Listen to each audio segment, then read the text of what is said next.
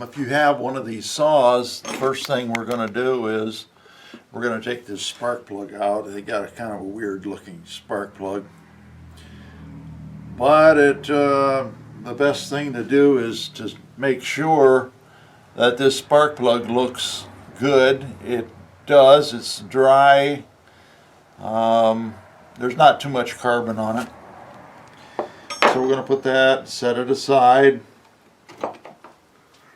The next thing we're going to do is we're going to take this rope, we're going to put it in the spark plug because we've got to take the clutch off. And I have a new clutch right here. We'll see how this one works. I'm not sure if it's going to work, and I don't know if I have even the right part because it doesn't look like the original. So first of all, make sure that you pull on your cord right here, your handle, and make sure that the piston, look in there with a flashlight and make sure that the piston is all the way to the bottom. And then put your cord in. And this cord is going to keep the piston from coming up when I start turning on the crankshaft. And you'll see that how it turns out.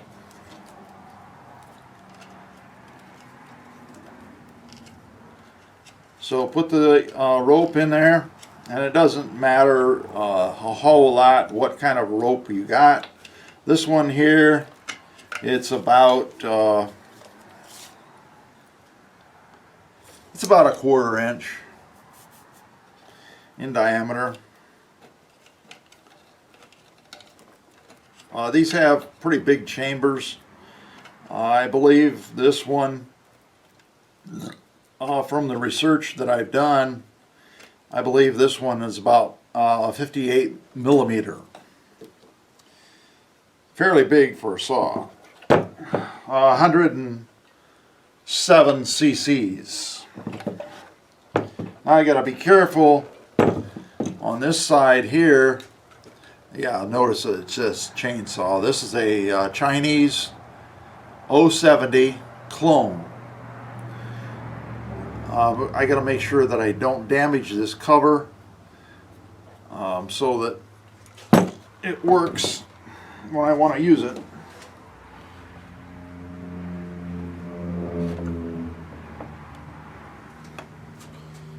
And I got a 2x4 laying down here on my bench. Alright, now we're going to attempt to get this off. This, I believe, is left-hand threads on this clutch. So we'll see about that.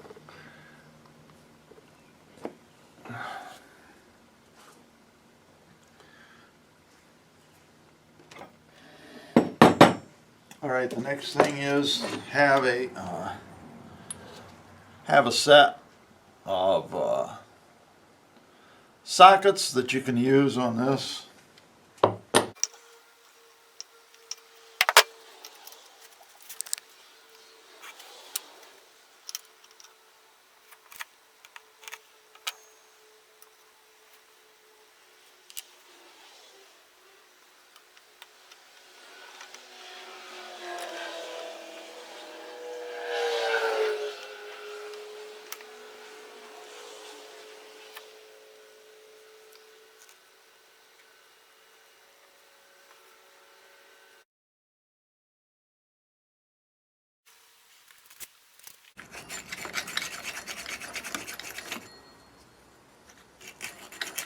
Crankshaft is galled from overheating.